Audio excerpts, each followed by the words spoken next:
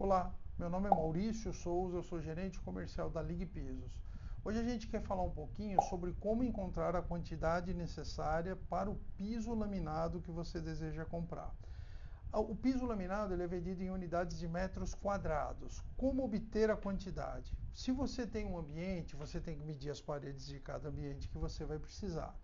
A área quadrada você obtém multiplicando uma parede pela outra parede. Você vai achar o conteúdo que está dentro do ambiente. Então, por exemplo, se você tem um ambiente que tem uma parede 3, uma parede 4, outra parede 3, outra parede 4, é um retângulo nesse caso, ou um quadrado se fosse 3 por 3, usando o exemplo de retângulo, se você tem 3 e tem 4, você multiplica 3 por 4, você vai achar 12 metros quadrados. Essa área que eu tenho que comprar de piso? Não. Piso laminado, assim como o piso vinílico e demais produtos, ele depende um pouquinho da perda, ele necessita um pouquinho da perda. Então, se você tiver uma área total a ser comprada de até 20, até 25 metros, você tem que adicionar 10% de perda. Então, 3 vezes 4, 12, mais 10%, 13 metros e 20. Se você tiver uma área total acima de 30 metros quadrados, você pode seguramente jogar uns 5% a mais, no caso de 30 metros, 5%, 31 metros e meio, suficiente para atingir sua obra. Em áreas totais superiores a 100 metros, 3% é o suficiente, tá bom? Quando você achar a área quadrada, no exemplo de 3 por 4, nós encontramos 12, mais 10% porque é inferior a 30 metros quadrados, 13,20.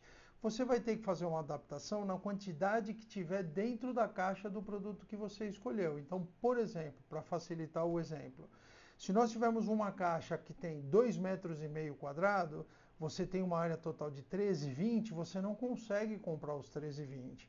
O número mais perto de 13,20 numa caixa múltipla de 2,5 metros, se vem dentro da caixa 2,5 metros, você vai ter que comprar 15 metros quadrados, tá? Porque o número imediatamente próximo para baixo é 12,5. 15 menos 2,5, 12,5. Não são suficientes para você atingir sua área de 13,20 que você precisa, tá bom? Essas perdas que a gente sugere sempre são perdas que funcionam muito bem desde que não se perca muito piso. Já houve casos de profissionais não tão qualificados que têm muita perda de piso, você não vai conseguir cobrir toda a sua área com o piso que você desejou, tá bom? Que você adquiriu. Agora, você vai ver um videozinho falando sobre como calcular a área em alguns ambientes um pouco mais complexos, né? Para você saber a área quadrada. Vamos ver? Nesse exemplo, vamos trabalhar com um ambiente com dois retângulos.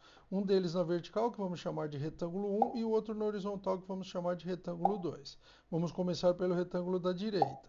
Sabes que a base desse retângulo tem 3 metros, enquanto a lateral tem 5 metros. Para calcular a área desse retângulo, deveremos pegar 3 e multiplicar pelo 5 na lateral. Encontraremos 15 metros. Seria o valor da área do retângulo 1. Agora o retângulo da esquerda. Sabemos que a lateral mede 2 metros, enquanto a parte de cima 8 metros do retângulo total. Então precisamos achar o valor do ponto de interrogação.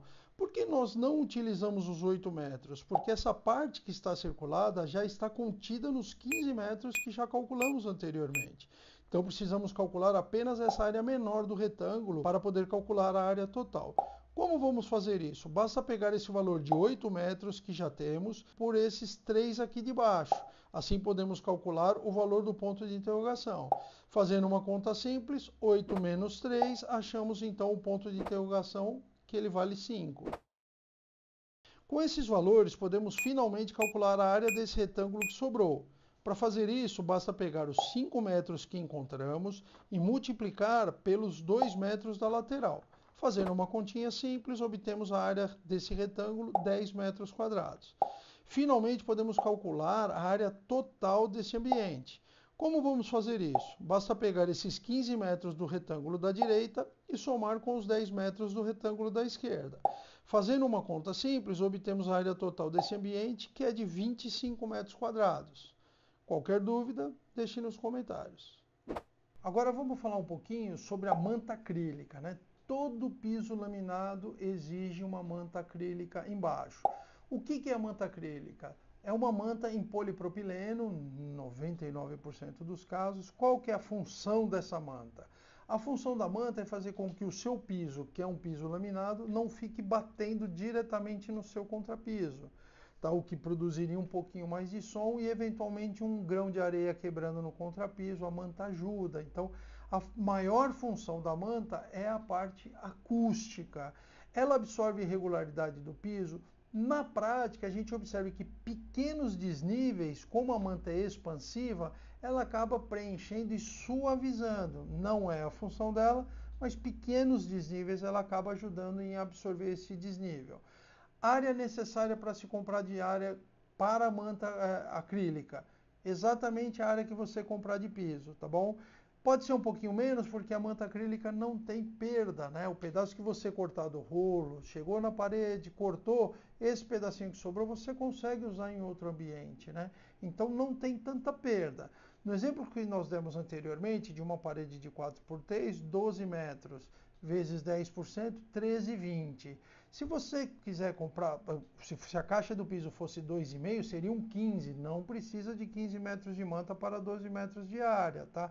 Eu sugiro você, ao invés de comprar os 12, para não ficar muito pedacinho, não ficar legal, compraria 13, vai ser suficiente, tá bom? Perfil de acabamento, né? O que seriam os perfis de acabamento? Nossos produtos têm link, na maioria deles, que já vai direto para os acabamentos indicados para o produto. O perfil, que são esses acabamentos, eles são perfis terminais, ou seja, o seu piso laminado chegou numa porta, ele precisa ter um acabamento, né? Ele não pode ficar somente o piso, né? Então você precisa pôr o perfil. Nós temos basicamente dois tipos de perfis disponíveis. É um perfil redutor, ou em alguns estados a gente se conhece como DN, que seria diferente nível, e o perfil junção, que seria o MN, quando é o mesmo nível. Como você identificar qual que você necessita? Se você termina o piso laminado e a área que vai fazer de encontro a esse piso laminado for mais baixa, você vai ver, você chegando nesse ambiente, você vai ver a lateral da régua. Não pode, você vai chutar, você vai estragar.